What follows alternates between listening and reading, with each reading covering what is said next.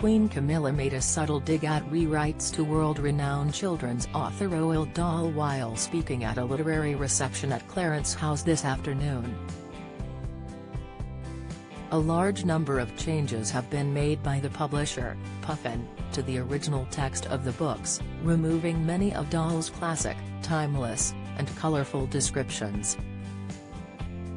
This includes removing words such as fat, crazy and mad.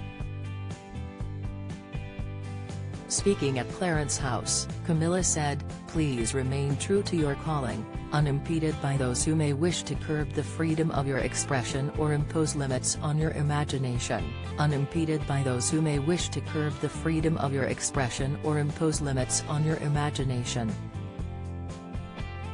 It was reported that the royal then looked up with a smile and said, "Enough said." Her comment was said to have been welcomed by the crowd with cheers of "Hear, hear." A source close to the Queen consort later revealed that she was shocked and dismayed that the author's words had been altered. They added that Camilla believes the power and freedom of writers is one of the most important things that must be protected at all times. Celebrating the second year of the Reading Room, her book club, she motivated the literary experts to celebrate their achievements. She continued, "But let there be no squeaking like mice about your achievements, but only roaring like a pride of lions." The remark by the Queen consort came days after the publisher announced a series of changes to the books after the content was deemed offensive. The publishers claimed that a review was carried out of Dahl's classics to ensure the books can be enjoyed by the children. For instance, Augustus Gloop in Charlie and the Chocolate Factory is now described as enormous, while in The Twits, Mrs. Twit is no longer ugly and beastly but just beastly in new editions of Roald Dahl's beloved stories. Literary experts across the world have criticized the changes made to Dahl's classics. Booker Prize winner Sir Salman Rushdie also blasted the publishers over rewriting books as absurd censorship.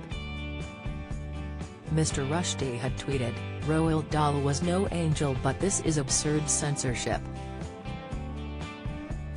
Puffin Books and the Dahl estate should be ashamed." Suzanne Nossel, the CEO of literature and human rights organization PEN America, said she was alarmed at the changes, which could represent a dangerous new weapon. Meanwhile, Prime Minister Rishi Sunak also condemned the changes.